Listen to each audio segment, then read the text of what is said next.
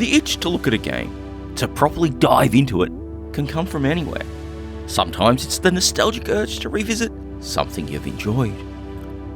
Other times, perhaps it's about satisfying the curiosity in how an earlier game in a series fared.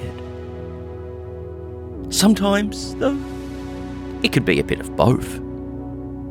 As it was with the announcement unveiling something I'd been following for quite some time, Freestar's Children of Infinity, a game which so happens to be the latest in a series which started out with a little game called Star Control. Star Control originally hit DOS PCs way back in 1990 and was primarily developed by the duo of Paul Ritchie and Fred Ford. From its original release, it had spawned a number of conversions. The first of these was to the Amiga and Mega Drive, handled by the original team and released in 1991. Following that were ports to the classic 8-bit trio, handled by the Sales Curve and intended for release in PAL territories the same year. In this video, the focus is going to be a comparison across the Amiga and Mega Drive for those 16-bit original versions, alongside the Commodore 64 and Spectrum for the 8-bit ones. Obviously, this is because I can play these versions and capture footage of them from the original hardware, but also because when the history of Star Control is talked about, it's primarily talked about from the PC side of things. Before this, of course, I need to really sit down and talk about how Star Control plays and what it is. So it'll serve as a bit of an introduction to it all before we get into the specifics of each hardware generation. And of course, there'll be some final thoughts to tie all this together. But all of that starts now.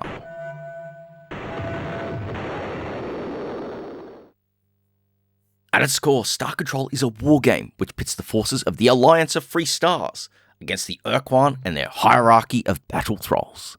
Its unique feature is that battles aren't resolved through mathematics, but in real-time action resembling ye old classic Spacewar. The combination of turn-based strategic play and real-time battles isn't entirely unique, but it does connect Star Control to Ritchie's earlier games though, particularly Archon, which also plays into the name when you sit down and think about it for a bit. I mean, Star, Archon, Starcon, which of course is an executable name for the original PC version of Star Control. Unlike Archon though, you've got the option of playing the full game with its strategic and combat, or just diving into melee mode, which focuses purely on the combat between the Alliance and Hierarchy forces. Either can be played against the computer, or a friend. For human players, you've got a couple of variations on offer too.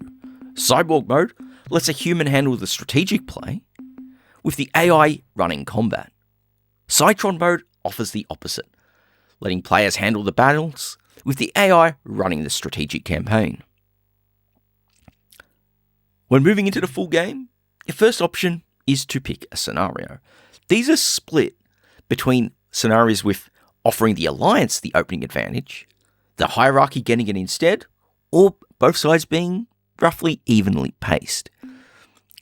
This leads to something which I feel is quite important with Star Control, that it's deliberately designed for each fleet to not be balanced against each other. The Hierarchy ships tend to be tougher and more offensively focused, whilst the Alliances may be weaker, but they're split between having offensive and defensive roles.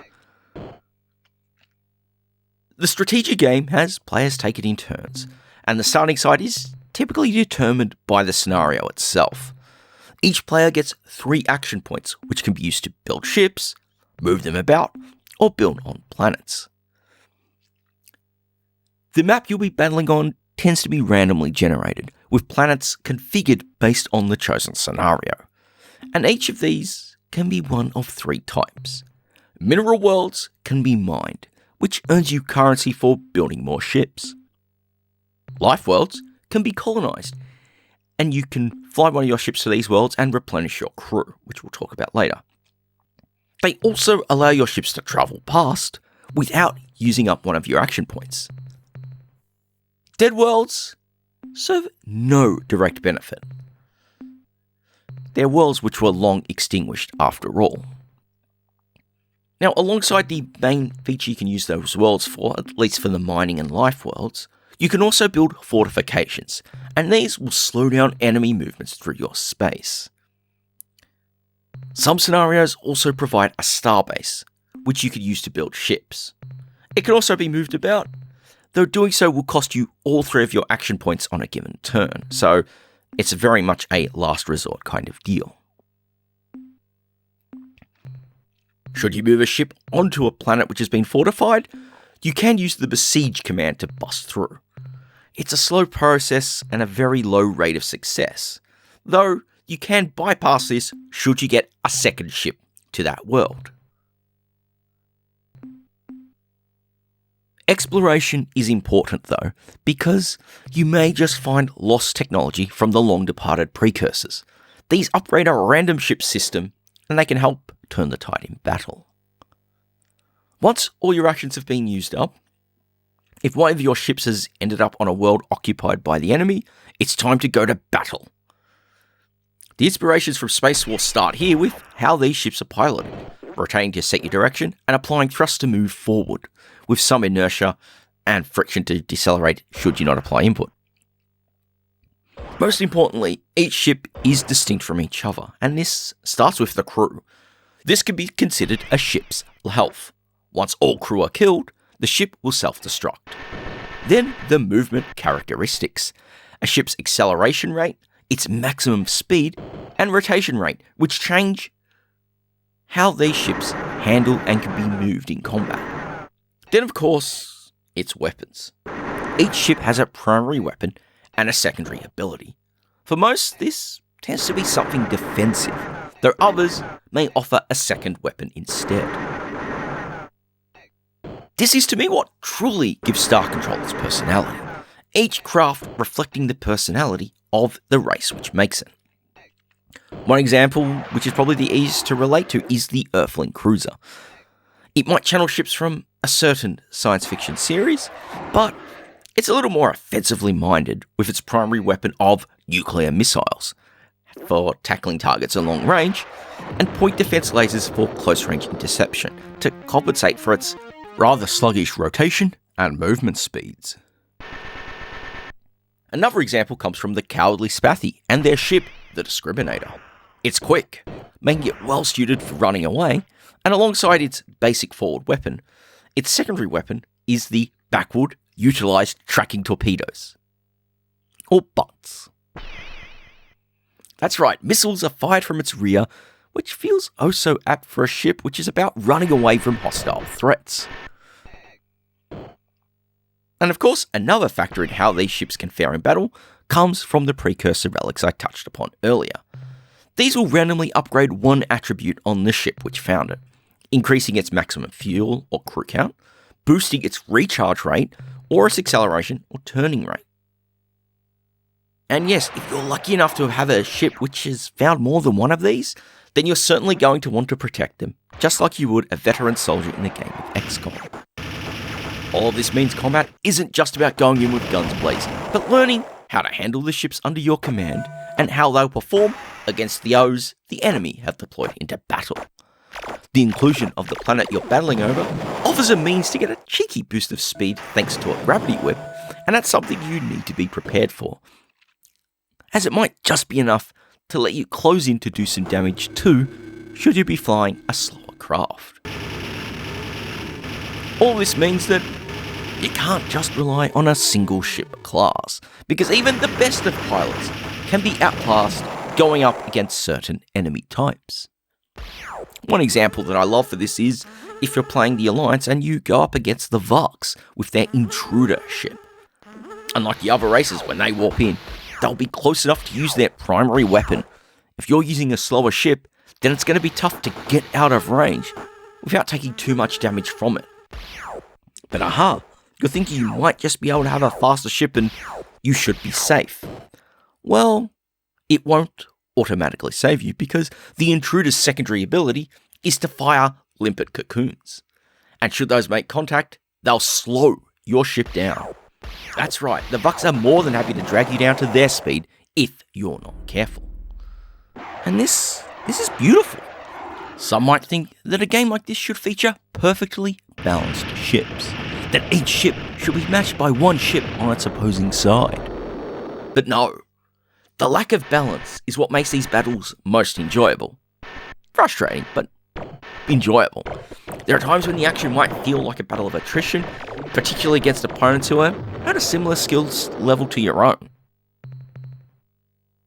Though it should be said, Star Control's full game isn't meant to rival a 4X game in its complexity, so it should be enough for most players to sit back and enjoy with, even if you're not someone that's really into those strategy games. It's not like there was a hardcore market they were targeting here. This ties into the objectives too, as it's typically about wiping out your rival's fleet or all their worlds of a particular type.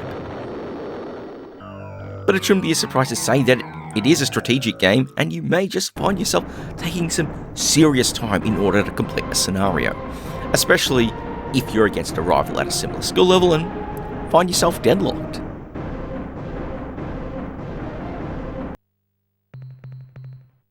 But now, the 16-bit experience. With Star Control's original PC release, the baseline target was an AT, meaning a PC with a 286 processor, which is kind of comparable enough to a base Amiga model or the Mega Drive, with an emphasis on the should.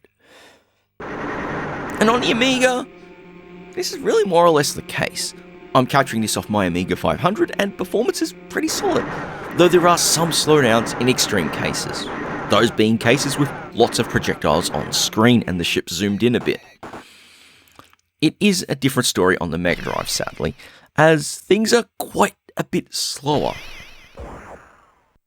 You might not notice that much playing by itself, but looking at the versions side by side, you can really see it in action here.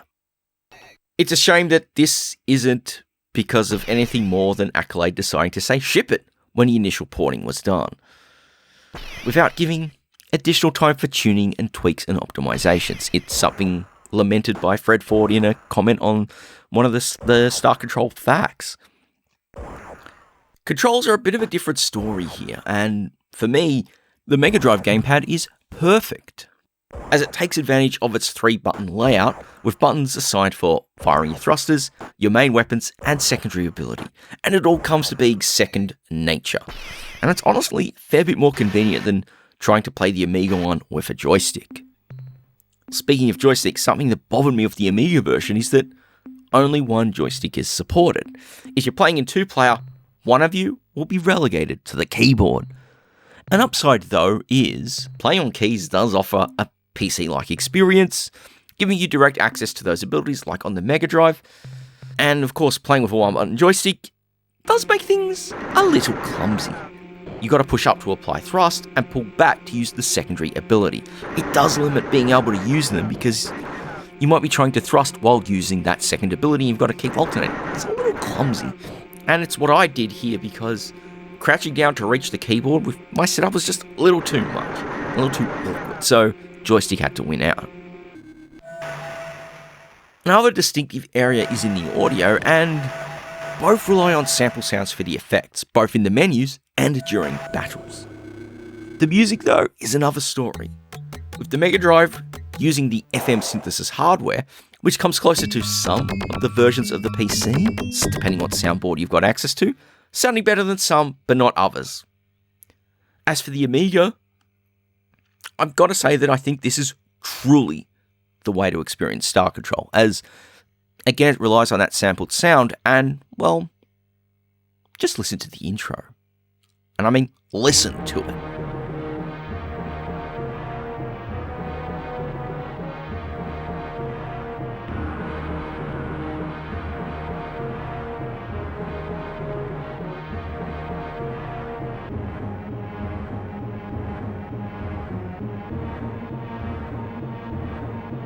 The choice of mod music here is sublime, and though it's really only limited to the intro theme and a few victory themes and the ditties for each race, it really hammers a thematic point here. One which gets carried over into the second game, which is probably where all this came from. I imagine that these ports were done during the development of Star Control 2, and Star Control 2 famously had a mod soundtrack that was incredible as well. Lastly, I think the most important point of distinction between these two versions is around scenarios. Like the PC original, the Amiga version shipped with 9 scenarios built in, and an external scenario editor which allow you to modify these to create your own. It's not an in-depth tool. It lets you adjust the planet makeup, numbers, starting configurations, your victory conditions, and starting fleets for both sides, and what can be built at each side's starbase. These can be easily shared as well, which helps prolong your time with them by trading with friends who happen to be playing the game. On the Mega Drive version, unsurprisingly, there is no scenario editor and there is no saving. So, to compensate, there's an extra 6 added to the mix. 15 scenarios is actually quite a lot, and I think adds quite a bit to the game here. And it adds that extra variety I feel works better for the couch gaming experience that this is a game designed for. But now we go down market to the 8-bits. And while the 16-bit versions were about how they tweaked the PC original to suit their respective machines, with the 8-bits, it's all about compromise.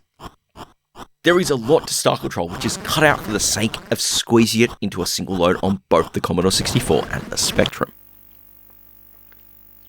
On the Spectrum side of the fence, it's worth noting that Star Control requires a 128K Spectrum, so anyone who's rocking an original 48K machine is left out in the cold, deep void. It's also a game which is tuned timing-wise for later Spectrum models, specifically the Plus 2 and Plus 3, and playing this on an earlier 128K Spectrum as I am here, it results in a lot of snow on screen. Unlike some later games, it won't crash it. I was able to play a few rounds of Melee and the full game without issue. It's just a visual distraction that can be kind of annoying, depending on your patience. So, I ended up deciding to have a few runs on my Spectrum next as well, because hey, it may not be 100% original hardware, but it is an official Spectrum of sorts, so yeah. At least we could see some more gameplay with the correct timing in action and no snow. The first cutback you're going to notice is in the fleets. Both the Alliance and Hierarchy now only have 4 ships per side instead of the 7 of the original game. The Alliance loses the Cyrene, Arulu, Shafixti, and Murmur, whilst the Hierarchy lose the Spathi and Vux, while the Mycon end up being turncoats and joining the Alliance instead. When in battle, the maps, for want of a better term, are scaled back, removing the central planet and the ability to perform a gravity web. The C64's hardware allows the zoomed-in view at close range to persist. The Spectrum kind of loses it and frames everything on a single screen, which honestly makes things a little weird when handling the ship wraparounds. I also found the melee action of the Spectrum to be a little sluggish as well. I guess it's a case where it's having to plot a lot of smaller things on screen for explosions and weapons and whatnot, and it taxes the hardware. Whilst the C64 mostly relies on sprites to get most of the necessary performance here, thanks to what hardware has on board. Though as big a cutback as the reduced fleet sizes happen to be, it's the strategy game which is impacted more heavily by them. Gone are the separate scenarios. Instead, you'll always run the same engagement with the Alliance and Hierarchy going all out to conquer a randomly generated sector. It also sees the removal of the precursor upgrades, which I feel is a big step back as well. Something though, which is actually an improvement, even a minor one at that, is navigating around the star map. The rotating star map from the 16-bit versions has been replaced with a simple 2D representation. It alleviated one of my biggest pain points when playing those versions: the frustration in trying to move ships where the possible destinations from a planet weren't immediately apparent. Being able to easily identify where I could move ships to made playing the full game far less cumbersome here, because sometimes I just didn't find myself spinning my gears in a loop trying to get a ship out of a cluster of stars. It would have been nice to have some systems on the 16-bit versions for that, but alas. Sadly, the biggest letdown in both 8-bit versions is the enemy AI. No matter whether I was playing Melee or the full game, I found it to be a bit of a pushover, especially when cranked up to its highest level. It's kind of sad here because when you compare it with the likes of Archon, which was able to offer a really tough challenge for players even in single-player mode.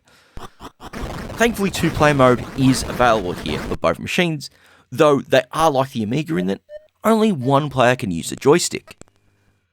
Which, well, understandable for the Amiga, if only because you're likely to have a mouse plugged into the second joypod all of the time. This isn't going to be the case on either the C64 or those later Spectrum models, so you typically find joysticks connected to both joyports on those machines. Once again, this means that someone is going to have to play using the keyboard, and it's once again going to be a little awkward as a result. What also helps that, at least for Spectrum players, is navigating the menus, the front end and the strategy games menus, still has to be done on the keyboard. And then you have to switch to joystick when you go into battle. Yeah, I don't know about you, but talk about awkward. It feels very awkward to play when you're having to chop and change all the time. And honestly, perhaps I'm out of phase here, but it's kind of 8-bit Star Control in a nutshell.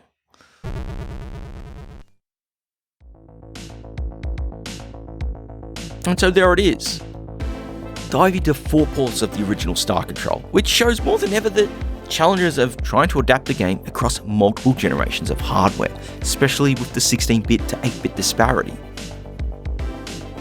Going into this, I believe that comparisons like this do tend to draw out the Highlanderisms, and I guess if I was going to nominate which of the versions would be my preferred way to play the original Star Control, well, it's the Amiga without a doubt. As much as I appreciate the extra scenarios and better control methods of the Mega Drive version, its sluggishness in battle does impact how enjoyable it was to play over the Amiga port. And of course, let's face it, the music is an important part of the Star Control aesthetic, and it really elevates the Amiga to have those. It's honestly far better than the PC original in that regard as well. But more on that later.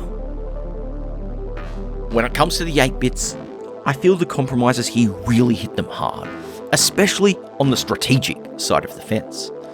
The removal of some of Star Control's more distinctive ships from the rosters doesn't help, and neither does the enemy AI being a bit of a pushover. If you've got a friend handy though, I feel you could still get some enjoyment out of the Commodore 64 version. Gives it a bit of a shot in the arm. It still is inferior to those 16-bit versions, but the smoothness of its visuals and its control response means it's still enjoyable enough with a friend. Sadly, I wish I could say the same for the Spectrum. The way in which the ships are presented greatly reduces the world size, and for me, it made parsing the ship positions and movements feel a little weird. The ultimate question about Star Control though is whether it's worth diving into in Space Year 2023. I mean, if you're not at all interested in the strategic war game, then Melee is a bit lacking, especially when you compare it to Super Melee mode of its sequel. It offers a far better experience because not only do you have a wider palette of ships to draw from, but you can easily create different fleet sizes, different fleet configurations, and you're not just limited to that hierarchy versus alliance structure. Not only that, of course, but you get a rip-roaring, challenging science fiction adventure with some outstanding writing that is utterly hilarious. It's known as a classic for good reason, and being released as open source some years ago means it's continued to receive updates and support for modern systems. Plus, that means it's far easier to get working than trying to get the original game running under DOSBox. Or maybe trying to get the sequel running its 3DO version through the arcane nature of emulation of it. I don't really know what 3DO emulation is like in this day and age. So, yeah, if you want to play the strategic game, then it's definitely worth playing the original Star Control. The DOS version is easily available, though, like I said, for me, I'll stick with the Amiga one if I could. And it's time to let this one settle here. I think I've gone on for long enough here. And as the finale of the year, it's nice to always go out with a bit of a bigger one to wrap things up. Now, if you enjoyed this one, and you are craving more thoughtful looks at old games, away from their nostalgia, then why not do all the things? Hit the button to subscribe if you haven't already. Please hit the thumbs up on the video, because, it really helps. And maybe tell your friends. As in Space Year 2023, word of mouth helps out way more than social platforms. It's got to be said. Also, please check the video description. I have a lot more details on how you could support the series there, as every little thing helps too, especially in the current climate. But most importantly though, I just want to thank you all very much for watching and sticking with the show for another year. I have my little break over the holidays, and I get planning for some of the stuff for 2024, and I hope that you'll all stick by me and the series there as well.